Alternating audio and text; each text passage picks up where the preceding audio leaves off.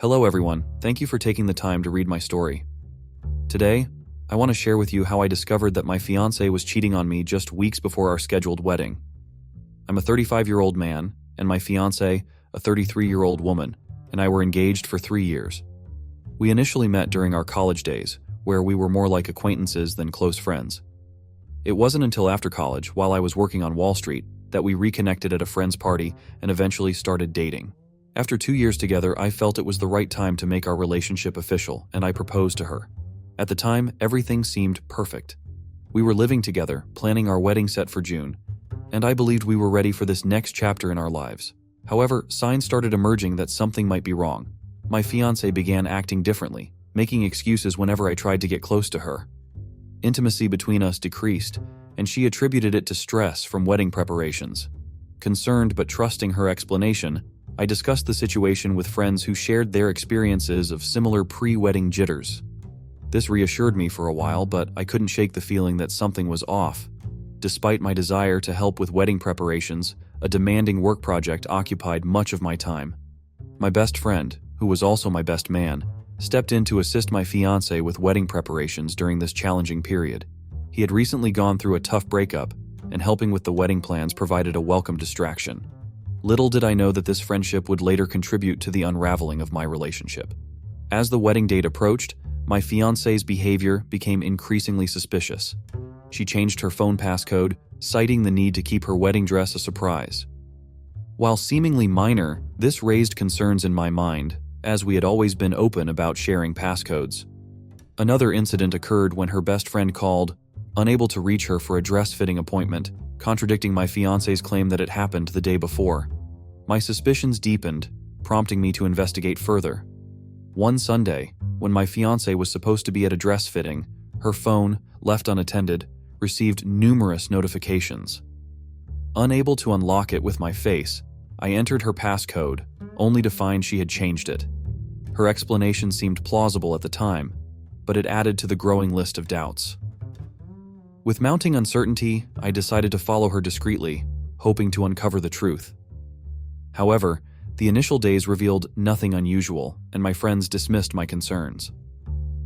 It was only when my best friend, who was actively involved in wedding preparations, reassured me about my fiancé's activities that I began to doubt my suspicions. Despite this reassurance, a series of incidents heightened my suspicions. On one occasion, my fiancé, unaware of my early return, lied about her whereabouts and later arrived with groceries, claiming to be attending cooking classes as a surprise for me. Another day, when my work schedule changed, I discovered the discrepancy in her commute time, making me question her honesty. Determined to find the truth, I continued my surveillance.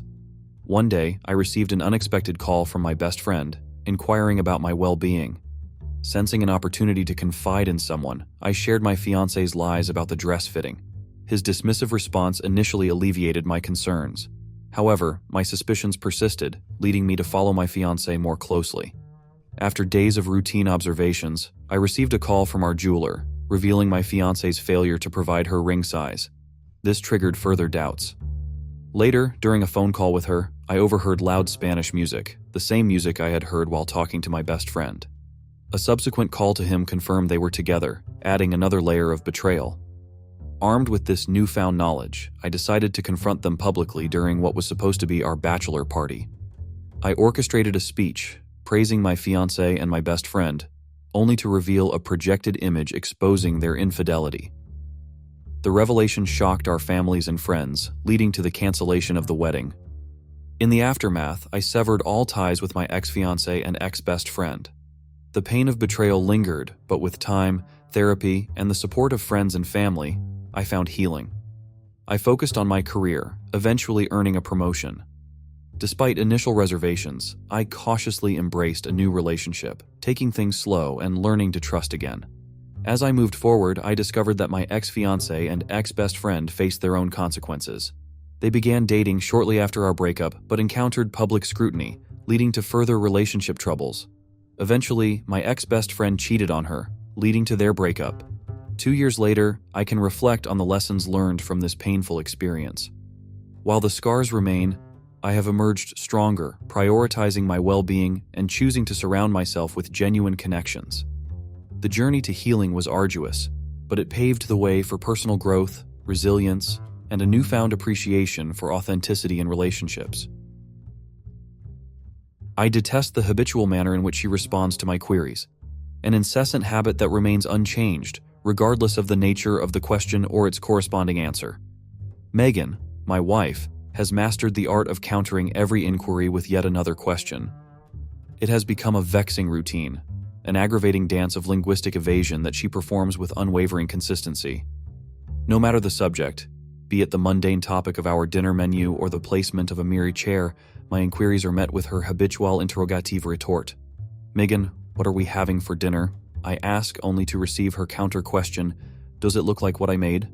The cycle continues, whether it's about the aesthetics of her appearance or the choice of intimate attire. Even in moments of supposed endearment, where I express admiration for her in a teddy bear, the response is a redirection towards sullying the bedsheets. Megan, you look sexy in that teddy bear. I compliment, only to be met with, how about you ruin the sheets? Not a single topic escapes this rhetorical pirouette. My flannel pajamas are no exception. This pattern persisted until the day arrived when Megan failed to adhere to her habitual response, but it was on the occasion of the very last question I posed to her. A seemingly innocuous inquiry, consisting of 5 simple words adorned with a question mark, concealed the gravity that lay beneath its surface. Why should I want to stay? This marked the moment where Megan's well-practiced evasion came to an abrupt halt. The question, resonating with existential weight, demanded an answer that transcended the superficiality of our routine exchanges. However, the one query that should have illuminated the depths of our union was met with an uncharacteristic silence. The unraveling of our story began with a fatal mistake on my part, a transgression committed in a moment of weakness. Seeking solace in the company of a colleague named George, our clandestine encounter unfolded in the shadows of indiscretion. Rather than confessing my misstep, guilt became a silent companion, shrouding my conscience. The intricate web of secrecy was woven as flirtatious texts with George became the threads of deceit, concealed beneath the facade of a seemingly ordinary marriage. Walls of trust, painstakingly constructed over the years, began to crack under the weight of unspoken sins. Little did I realize that the labyrinthine nature of our union had not been conquered but merely navigated, susceptible to the fractures caused by clandestine actions. As the storm brewed in the horizon of our marital bliss, the tempest was born of a desire for progeny.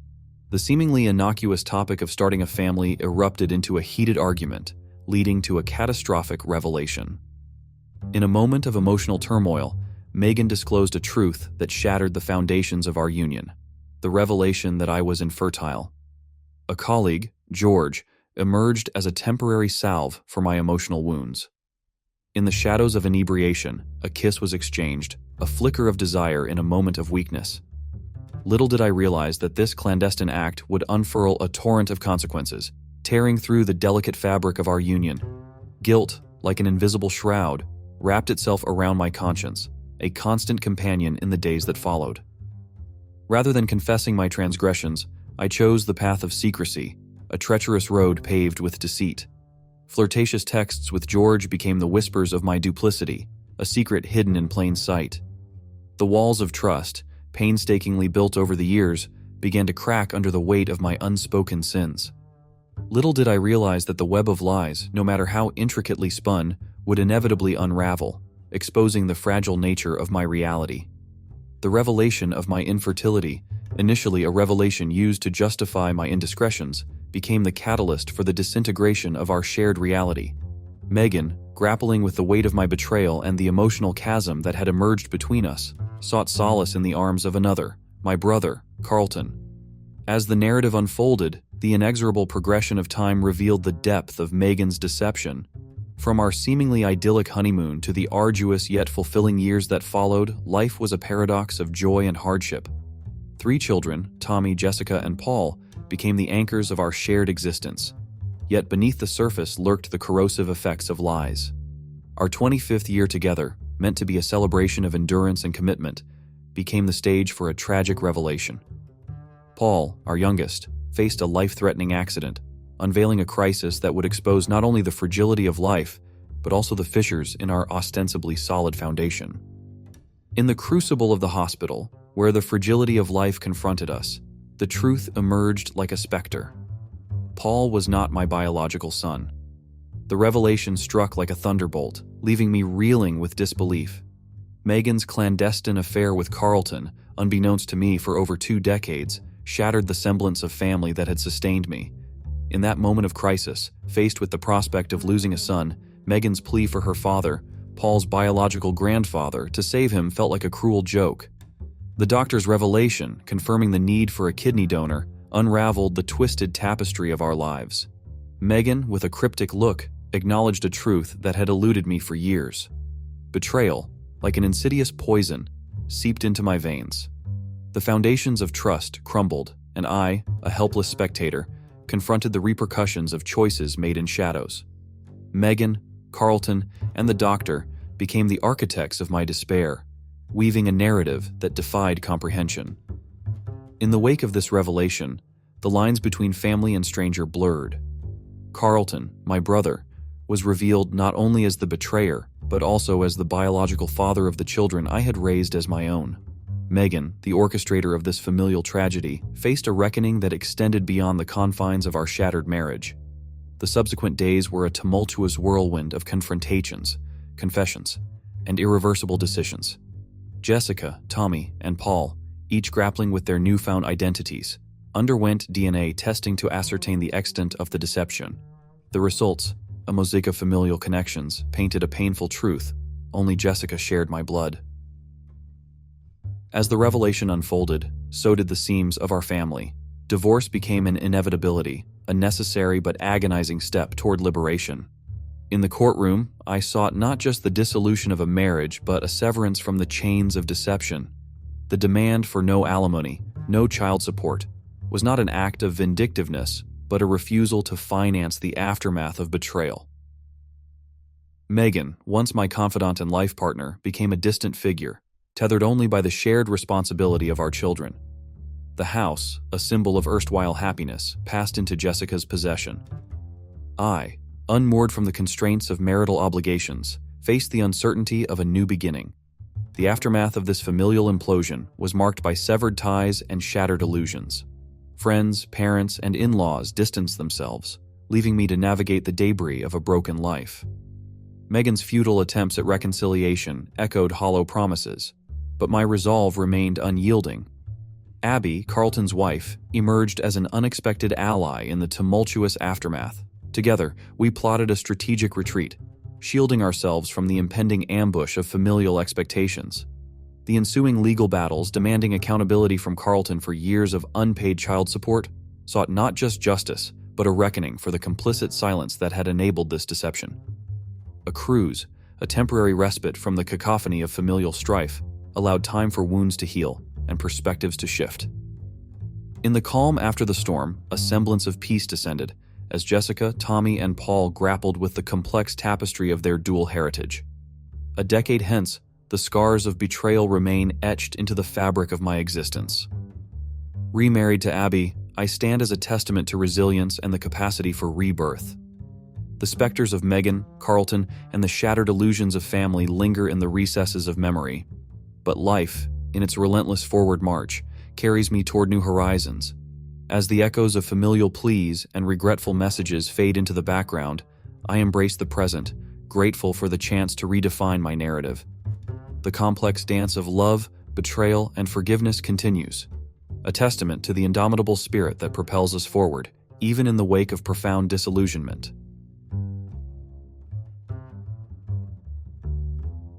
Last year, amid the global upheaval, my husband, aged 67, and I, a 63-year-old woman, found ourselves entangled in a complex situation involving our son.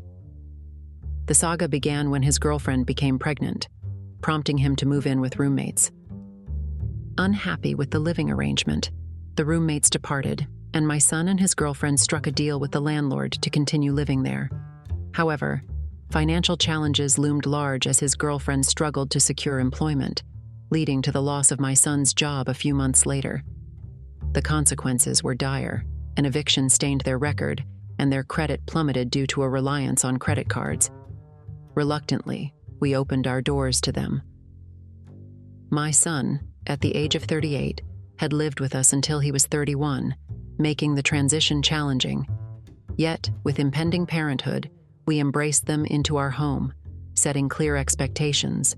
They were to stay for 6 months, during which they were tasked with finding jobs, contributing to utilities, paying off debts, and securing a place of their own. However, the 6-month limit extended into an almost year-long stay. Despite our numerous requests for them to move out, they remained obstinate, citing difficulties in finding a new place due to their tarnished rental history. Financial struggles persisted, and my husband and I found ourselves shouldering additional burdens, covering more in utilities and providing them with free meals as they refrained from buying groceries. Initial offers to assist with baby-related expenses, such as diapers and car seats, transformed into a prolonged financial commitment that lasted almost a year. Their employment in DoorDash, working only 3 to 4 hours a day, added to the strain. Attempts to guide my son into securing a full-time job were met with anger and accusations of nagging. Simultaneously, his girlfriend's messy habits and lack of responsibility fueled frustrations as I found myself taking on more parenting duties for their child. As my husband and I had been retired for 2 years, our original plan involved selling our house and moving to Chile, my home country. However, our son's prolonged stay disrupted these plans. Frustrated with the situation, we repeatedly insisted that they find alternative living arrangements. Ignoring our pleas, they remained indifferent, prompting us to put our house up for sale.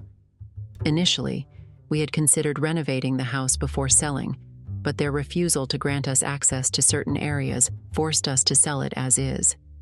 Luckily, we received a fair offer, and the sale concluded swiftly. Despite having given them a 2-month notice to vacate, our son's response was anything but appreciative. He lashed out at us, accusing us of callously kicking them out, and callously shattered a decorative vase in a fit of anger. With the house sold, my husband and I found ourselves in a state of transition, preparing for our imminent move to Chile. However, the predicament persisted for our son and his girlfriend. Currently residing with a friend, their temporary haven is set to expire at the end of the month, leaving them with the daunting task of figuring out their next move. During heated phone exchanges, my son voiced his resentment, vehemently declaring that I would never be allowed to see my grandson again for what he perceived as an eviction driven by heartlessness. The question of where I went wrong in raising a son who struggled to embrace adulthood and take responsibility lingered, as the specter of betrayal cast a long shadow over our familial ties. The complexity of the situation was heightened by my son's age, nearing 40 yet seemingly unable to navigate the challenges of independence. The accusations and threats concerning grandchild visitation underscored the manipulation that had become a recurring theme in their interactions with us. As we prepared to embark on our Chilean adventure, the wounds of betrayal remained fresh, leaving behind a trail of unanswered questions and unhealed scars. The narrative of an ungrateful child, or the repercussions of my own shortcomings as a parent, remained elusive, obscured by the complexities of familial dynamics. In the face of uncertainty, the echoes of my son's accusations reverberated, underscoring the fragility of trust and the enduring pain of a betrayal that transcended generations.